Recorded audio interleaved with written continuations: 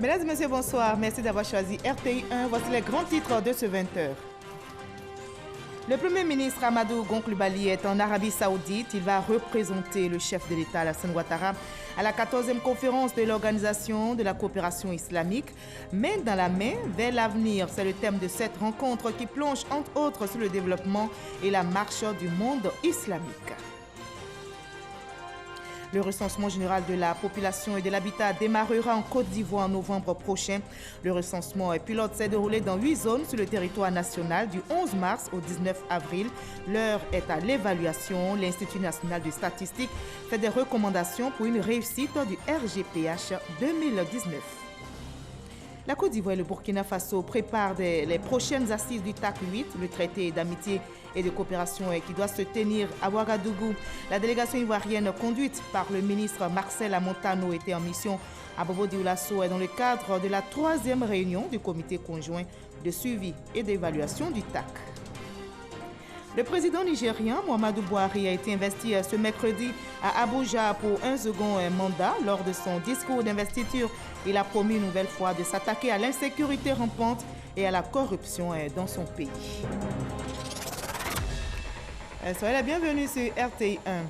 Le président de la République du Portugal effectuera une visite officielle en Côte d'Ivoire du 13 au 14 juin prochain. Une visite pour renforcer les liens d'amitié et de coopération entre les deux pays. La Côte d'Ivoire, justement, se prépare activement pour accueillir son hôte. Le ministre des Affaires étrangères du Portugal a été reçu par le vice-président Daniel Cablon-Duncan. Ils ont évoqué l'arrivée prochaine du président portugais en Côte d'Ivoire. Viviane Aimé. Après la mémorable visite d'État du chef de l'État ivoirien, le président Alassane Ouattara, au Portugal en 2017, la Côte d'Ivoire se prépare à son tour à recevoir du 13 au 14 juin prochain la visite officielle du président de la République portugaise, Marcelo Rebelo de Sousa. La diplomatie dynamique du président de la République, Alassane Ouattara, porte une fois de plus de bons fruits pour la Côte d'Ivoire. Le ministre des Affaires étrangères du Portugal, Augusto Ernesto Santos Silva, présent à Abidjan pour la tenue de la 3e session de la commission bilatérale Côte d'Ivoire-Portugal, a échangé avec le vice-président de la République, Daniel Cablon-Duncan, au palais présidentiel. Il s'est réjoui des nombreuses perspectives de coopération qui s'offrent aux deux pays. Monsieur le vice-président, en tant que Premier ministre, il a présidé la délégation ivoirienne à l'occasion de la 2e réunion de notre commission bilatérale à Lisbonne en 2017. Cette réunion a été très importante pour décider l'implémentation de nouveaux chantiers de coopération bilatérale. La 3e réunion qui s'est tenue aujourd'hui à Abidjan a été un succès sous tous les points de vue, selon tous les critères. Et bien sûr, j'ai travaillé avec mon collègue, le ministre des Affaires étrangères de Côte d'Ivoire, pour préparer la prochaine visite du président de la République portugaise à Abidjan le 13 et 14 juin prochain. Cette visite, d'une certaine façon, fermera un cycle très important de visites de plus haut niveau. Le président Ouattara a fait la visite d'État au Portugal en 2017 et un nouveau cycle de coopération approfondie, renforcée, s'ouvrira pour les prochaines années, soit sur le plan politique, soit sur le plan économique, soit sur le plan de la culture et de l'éducation. Membre de l'Union européenne, le Portugal se signale aujourd'hui par le dynamisme de son économie. Le Premier ministre Amadou Gon Coulibaly est en déplacement à l'étranger. Il est en Arabie Saoudite où il va prendre part au nom du président Alassane Ouattara à la 14e conférence de l'Organisation de la coopération islamique. Main dans la main vers l'avenir, c'est le thème de cette rencontre. Plusieurs sujets seront évoqués, notamment l'économie, le développement et la marche du monde islamique. Mama Traoré est notre envoyé spécial en Arabie Saoudite. Jeddah, capitale économique du Royaume d'Arabie Saoudite, offre son hospitalité au monde islamique, non seulement au siège de l'OCI, l'Organisation de la coopération islamique qu'elle abrite, mais aussi à ses pays membres. En témoignent ces drapeaux dressés le long des plus grandes artères de la deuxième plus grande ville du pays, ce pour souhaiter la bienvenue aux différentes délégations qui transiteront par Djeddah pour allier la ville sainte de la Mecque où se tiendra vendredi la 14e conférence au sommet de l'Organisation de la coopération islamique. Ce sommet réunira les chefs d'État et de gouvernement des 57 États membres de la deuxième plus grande organisation intergouvernementale après les Nations Unies. À l'ordre du jour de cette rencontre au sommet, des questions se rapportant aux grands défis du monde islamique, tels la paix, la sécurité, la lutte contre la pauvreté et le terrorisme, l'investissement, les changements climatiques, l'autonomisation de la femme et la protection des droits de l'homme. Membre de l'OCI depuis 2001, la Côte d'Ivoire sera présente à ce rendez-vous majeur. Le président Alassane Ouattara sera représenté à ce sommet par le Premier ministre Amadou Gon Coulibaly, le chef du gouvernement et sa délégation, comprenant le ministre d'État, ministre de la Défense Ahmed Bakayoko et le ministre de l'Intégration africaine et des Ivoiriens de l'extérieur Ali Coulibaly, sont arrivés ce mardi à Djeddah en marge de la 14e conférence au sommet de l'Organisation de la coopération islamique. La délégation ivoirienne mettra son séjour à profit pour renforcer la coopération entre la Côte d'Ivoire et le Royaume d'Arabie Saoudite, ainsi qu'avec les pays du Golfe. Des discussions sont également prévues avec les dirigeants de la Banque islamique de développement. Ici en Côte d'Ivoire, le recensement général de la population et de l'habitat démarrera en novembre prochain. La phase terrain a débuté. Le recensement pilote s'est déroulé dans 8 zones sur le territoire national du 11 mars au 19 avril. L'heure est à l'évaluation du côté de Jacquesville. Pour l'Institut national de statistique, des corrections doivent être apportées, notamment dans les outils de collecte pour une réussite du RGPH 2019. Explication détaillée avec l'enseigne Bakayoko. Ce recensement pilote est l'une des 7 phases préparatoires clés du processus de réalisation du 5e recensement général de la population et de l'habitat programmé pour la fin de l'année 2019. Ce recensement pilote nous permet de tester d'abord tous nos questionnaires et de choisir véritablement les variables que nous allons administrer aux ménages lors de la grande phase de l'opération. Ces variables sont liées notamment aux conditions du déroulement de l'opération de recensement. Cette séance d'évaluation aura donc permis de prendre connaissance des problèmes auxquels sont confrontés les agents recenseurs sur le terrain dans les 8 zones expérimentales. Des problèmes d'ordre technique et organisationnel en liaison avec l'encadrement des agents et les outils de collecte des données. Pourtant, le gros travail demeure au niveau de la sensibilisation pour une adhésion populaire. Le gros travail serait effectivement d'identifier un certain nombre de cibles. Et pour chacune de ces cibles-là, on va en fait mettre en place un dispositif d'approche. Dans ces cibles-là, il y a les communautés étrangères, il y a les diplomates, il y a les jeunes vulnérables, il y a les partis politiques. Il faut que toutes ces communautés étrangères qui résident en Côte d'Ivoire, étrangères comme locales qui résident en Côte d'Ivoire, soient effectivement associées à la bonne réussite du recensement. Le recensement général de la population et de l'habitat devrait fournir des données de base qui vont permettre de soutenir les actions de développement du gouvernement. On peut citer entre autres l'électrification rurale, l'adduction d'eau, les filets sociaux et l'érection des campements en village. Coût de l'opération, 19,6 milliards de francs CFA. Autre actualité qui retient également l'attention, la question de la réforme de la commission électorale indépendante. Le gouvernement vient de produire un communiqué annonçant que les discussions avec l'opposition s'achèveront au mois de juin. Une séance est prévue le vendredi 23 mai. Je vous propose l'intégralité du communiqué lu pour vous par Alexis Ouedraogo. Sur instruction du président de la République, son Excellence M. Alassane Ouattara, le Premier ministre a initié depuis le 21 janvier 2019 un dialogue politique national en vue du réexamen de la composition de la Commission électorale indépendante CEI, conformément à l'arrêt de la Cour africaine des droits de l'homme et des peuples. C'est dans ce cadre que le gouvernement a tenu à ce jour 8 rencontres, dont 4 avec des plateformes d'organisation de la société civile et 4 autres avec les partis et groupements politiques. Au cours des échanges, qui se sont déroulés dans un esprit constructif, il a été noté dans les propositions des différents acteurs, aussi bien des points de convergence que de divergence. Toutefois, le PDCI-RDA et le groupement EDS sur les 9 partis et groupements politiques attendus, évoquant des préalables, n'ont pas pris part aux séances du comité restreint, cadre de discussion unanimement adopté après les séances plénières. Le gouvernement soucieux d'aboutir à la fin du processus à un consensus national sur la question de la composition de la CEI réitère son invitation à tous les acteurs à participer à ces concertations. Il rappelle que tenant compte du calendrier électoral de 2020, les travaux devront s'achever impérativement au cours du mois de juin 2019 pour permettre au Premier ministre d'en soumettre les résultats au Conseil des ministres. En conséquence, la prochaine réunion du comité restreint avec les partis politiques est fixée au vendredi 31 mai 2019 à 10h à la salle C de la primature. Je l'annonçais dans les titres, la Côte d'Ivoire et le Burkina Faso préparent les prochaines assises du TAC. 8, le traité d'amitié et de coopération qui doit se tenir à Ouagadougou. La délégation ivoirienne conduite par le ministre des Affaires étrangères, Marcel Amontano, était en mission à Bobo-Dioulasso dans le cadre de la 3e réunion du comité conjoint de suivi et d'évaluation des décisions et recommandations du TAC. Explication avec Michel Digri.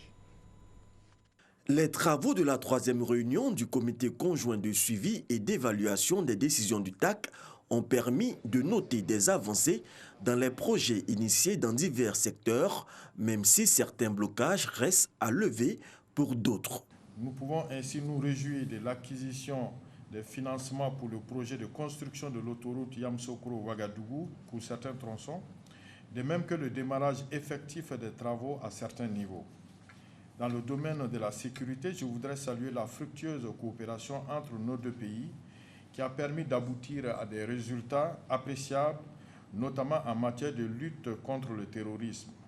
Les deux ministres des Affaires étrangères sont satisfaits de la vitalité de la coopération entre les deux pays. L'axe Yamoussoukro-Ouagadougou se porte à merveille. Il ne peut en être autrement. Quand son Excellence, Monsieur le Président Roch-Marc Christian Kaboré et son frère, Son Excellence, Monsieur le Président Alassane Ouattara, guidés par le souci de placer la coopération entre nos deux pays à un niveau inégalé en Afrique, n'ont eu cesse de multiplier les initiatives et les rencontres bilatérales pour donner les orientations susceptibles de consolider chaque jour davantage l'intégration de notre espace communautaire par le développement de notre coopération bilatérale. Les ministres Marcel Amontano et Ali Koulibaly ont été distingués dans le grade d'officier de l'ordre de l'étalon par les autorités du Burkina pour leur implication respective dans le processus de consolidation des liens entre les deux pays. Depuis sa création en juillet 2008, le TAC a permis la signature d'environ 80 accords. Le prochain TAC se tiendra au mois de juillet à Ouagadougou. Et l'axe Yamoussoukro-Tokyo se porte également à merveille. La Côte d'Ivoire, justement, entretient d'excellentes relations d'amitié et de coopération avec le Japon. L'État ivoirien vient de signer le livre d'or pour la célébration de l'intronisation du nouvel empereur Naruhito à l'ambassade du Japon. Et c'est le ministre des Affaires étrangères, Marcel Amontano, qui s'est chargé de cette tâche. La coopération bilatérale entre les deux pays a été évoquée, comme nous l'explique Sidonie Davila. Félicitations et soutien au peuple japonais relativement à la prise de fonction du nouvel empereur Naruhito. L'essentiel du message de la Côte d'Ivoire au Japon, inscrit dans le livre d'or par le ministre des Affaires étrangères, Marcel Amontano. En général, il est de bon ton entre pays amis de féliciter.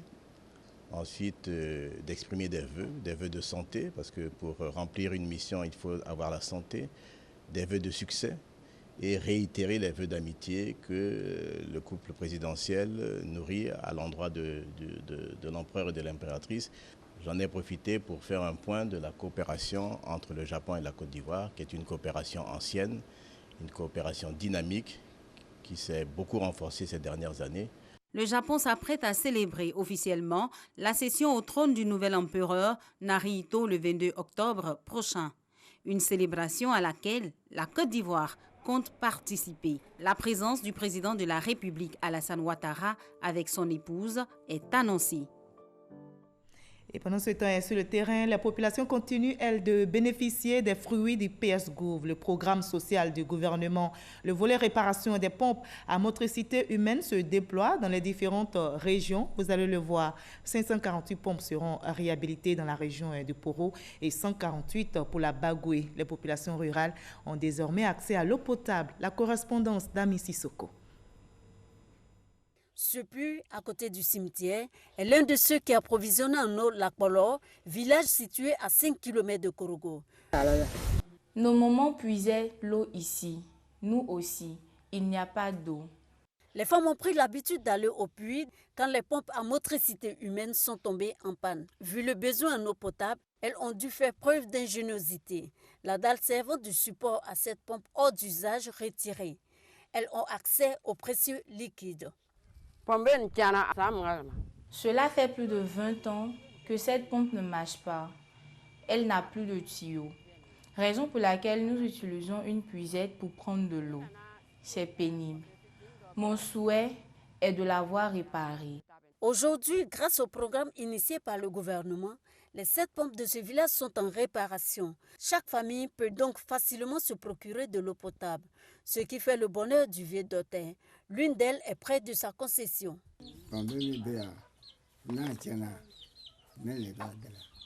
Les gens refusent de participer à la cotisation pour la réparation de la pompe. Ça fait 2 fois que je l'ai réparée pour que les gens puissent avoir de l'eau. La pompe du centre de santé de Lakpolo a bénéficié du projet de réparation. Un véritable soulagement pour le personnel qui a toutefois une doléance, la réparation du château d'eau. Au moins 17 villages aux alentours de Lakpolo. Même les gens de Nacho viennent pour les accouchements. Et souvent quand il y a un déficit ici, il faut aller chercher l'eau dans le village pour venir laver le matériel et nettoyer la salle d'accouchement. Donc c'est vraiment compliqué. Et aujourd'hui, l'eau, en tout cas pour le moment, c'est consommable. La pompe de l'école primaire publique est aussi réparée. Grâce à cette eau, la cantine peut fonctionner correctement. Environ 350 élèves s'y approvisionnent chaque jour. Pour l'heure, même si la population affiche son satisfait face au projet, des inquiétudes demeurent. Voilà, la qualité n'est pas aussi parfaite. Mais par rapport à avant, on peut dire que c'est acceptable. Mais si on peut améliorer, ça nous fait plaisir aussi. Ils sont venus réparer. Mais pour pomper là, c'est dur. Pour avoir 25 litres comme ça, la personne va fatiguer. Face à ces préoccupations, le directeur régional de l'hydraulique du Poro rassure.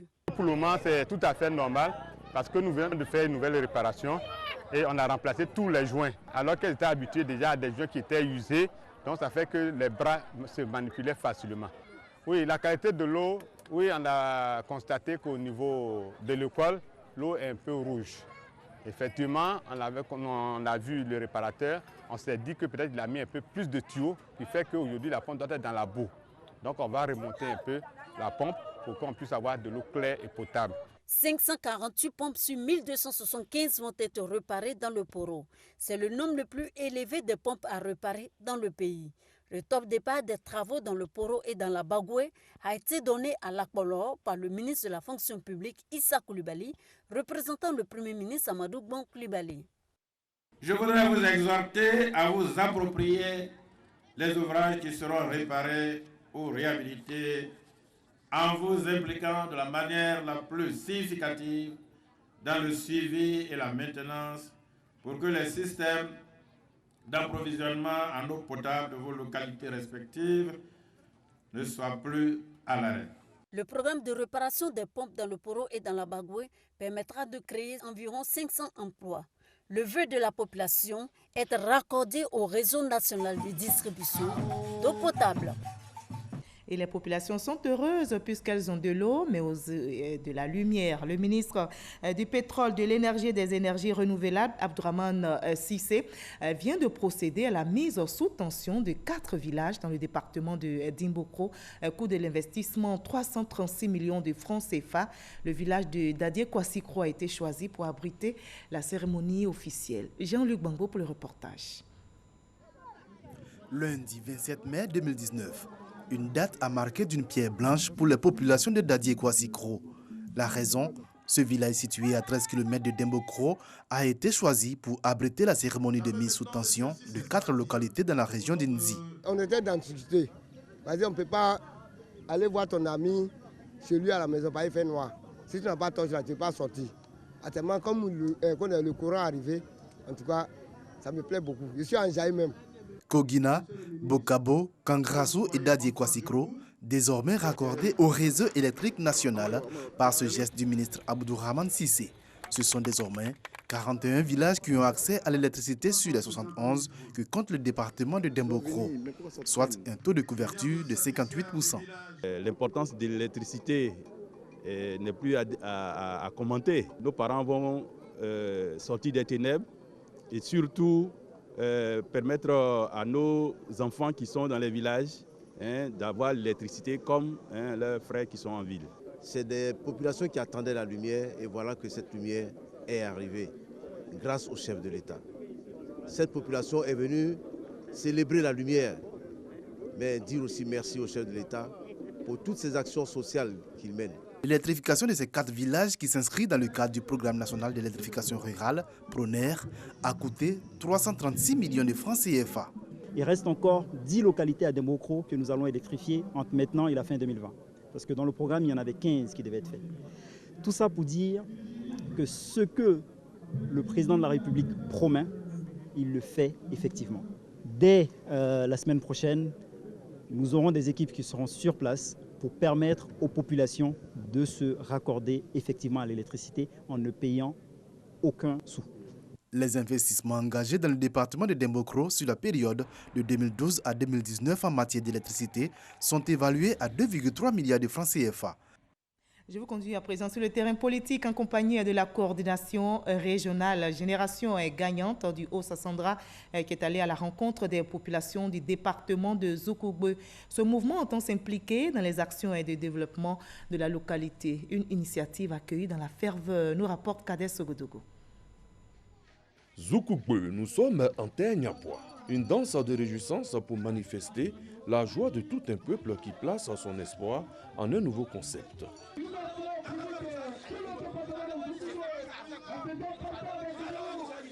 Un mouvement citoyen Génération Gagnante, GG, un mouvement qui soutient les populations à travers des actions de développement et qui met en exergue les actions gouvernementales. Son coordonnateur régional du Haut-Sassandra, Antoine Nizako, en Teignabwa, a présenté officiellement le mouvement GG. Génération Gagnante, qui est un mouvement citoyen créé par des cadres aux compétences avérées, qui sont aux affaires, ayant une expérience requise dans plusieurs domaines. Notre approche est de rappeler l'état de ce qui est réalisé en un temps record et surtout voir en Génération Gagnante l'interlocuteur privilégié de votre département Zoukougbe vers les actions gouvernementales de développement. Le peuple niabois s'inscrit dans la droite ligne de Génération Gagnante. Si elle n'est pas venue ici, là, le président ne va pas savoir quels sont ceux qui sont pour dire. C'est grâce à eux aujourd'hui que le président s'est rendu à Zoukougbe. Nous sommes Génération Gagnante. Le mouvement citoyen Génération Gagnante est présidé par Lansine Diaby, directeur général du Fonds d'entretien routier. Son parrain est le Premier ministre, ministre du Budget et du portefeuille de l'État, Amadou Gon Koulibaly. Les lignes bougent également et dans le secteur informel, le ministère de l'Artisanat s'implique dans l'organisation de l'univers des motos et tricycles. Le syndicat des conducteurs de motos tricycles de Côte d'Ivoire veut sortir de l'informel et se conformer aux exigences urbaines. Plusieurs artisans de ce secteur d'activité ont reçu des cartes professionnelles délivrées par la Chambre nationale de métiers de Côte d'Ivoire. Marcelin Kla, Walter Madouatara. Dans la dynamique de l'organisation de leur secteur, les conducteurs de tricycles réunis au sein du syndicat de conducteurs de mototaxi de Côte d'Ivoire ont pris part à une cérémonie de remise de cartes professionnelles dans la commune d'Abobo. Relativement à leur incivisme et indiscipline constatée dans la circulation routière, l'activité des tricycles faisait l'objet d'une censure par le ministère des Transports. Il leur est interdit le transport des personnes. À présent, les choses vont dans le bon sens pour ces conducteurs de tricycles grâce à leurs actions de professionnalisation soutenues par le ministère de l'Artisanat. Nous comptons organiser nos artisans parce que de l'informel, nous allons au formel. Il y a des formations, c'est accompagné aussi de beaucoup d'autres choses. La Chambre du métier prend le relais. C'est pour cela que nous demandons à ces artisans-là de prendre la carte des métiers. C'est ce qui peut les envoyer devant. Sur 6 000 conducteurs de tricycle répertoriés dans la base de données de la Chambre de métiers de Côte d'Ivoire, environ 2 000 sont aujourd'hui munis d'une carte professionnelle. La date de rigueur, c'est dans 3 mois. Jusqu'à quand? Parce que nous avons mai, juin, juillet. Jusqu'en fin juillet, il faut que tout acquiert les cartes professionnelles. Ceux qui n'ont pas les cartes, on va les arrêter. Le monde de l'artisanat touche 40% de la population active, à savoir 40 corps de métiers et 245 métiers. Un atout que le syndicat de conducteurs de mototaxi de Côte d'Ivoire veut davantage valoriser. Et on a décidé de se mettre en syndicat pour essayer d'organiser le secteur des tricycles. On amène les chauffeurs à être en règle en face de la loi. Cette cérémonie a été ponctuée par un hommage rendu au ministre de l'Artisanat, Sidiki Konaté, pour son apport en faveur de ce secteur d'activité. Au niveau culturel, Abidjan Film Summit, lancé hier par la RTI, la radio et télévision ivoirienne, a refermé ses portes. C'est une plateforme d'échange et de développement du secteur de l'audiovisuel. Les producteurs et décideurs de la Côte d'Ivoire, de Nigeria et d'autres pays ont planché sur le financement du contenu audiovisuel et cinématographique en Afrique subsaharienne. Le directeur général de la RTI, Dambele Fosseni, a pris part aux travaux. La ministre de la Femme, de la Famille et de l'Enfant, Bakayoko Liramata, a reçu des invités spéciaux. Il s'agit des enfants du préscolaire. Ces derniers sont venus visiter les locaux du ministère. Ils sont au total 35 enfants issus de 11 centres sur les 212 que compte notre pays. Et ces enfants ont eu un moment convivial, un moment d'échange avec la ministre Bakayoko Liramata. On en sait plus avec Herman Zérignon et Franck Quadio. Je suis l'inspecteur général. Cabinet du ministre de la Femme, de la Famille et de l'Enfant. Une réunion de cabinet bien particulière, des membres du cabinet remplacés par des enfants. Ils sont 35 en tout, issus des 11 centres de protection de la petite enfance du district d'Abidjan. L'idée est de permettre aux tout-petits élites de demain de s'imprégner des réalités dans un cabinet ministériel. Et justement, l'occasion est toute belle face au ministre Bakayoko Liramata, des préoccupations exprimées par les tout-petits. Nous souhaitons avoir beaucoup d'écoles préscolaires pour que nos petits frères bénéficient de la joie et d'un épanouissement total comme nous. La ministre satisfaite de l'esprit alerte des pupilles, l'État selon elle s'engage à leur garantir une éducation de qualité. Je voudrais effectivement saluer bien sûr la politique éducative mise en place par le gouvernement de Premier ministre Amadou Gon Coulibaly qui traduit en fait la vision du président de la République qui est de permettre à tous les enfants de passer par le préscolaire avant d'aller au niveau du cycle primaire. Et c'est notre mission. Remise à de cadeaux, visite à de cabinets, séance à photo, un moment savouré par les petits visiteurs qui n'ont pas boudé leur plaisir.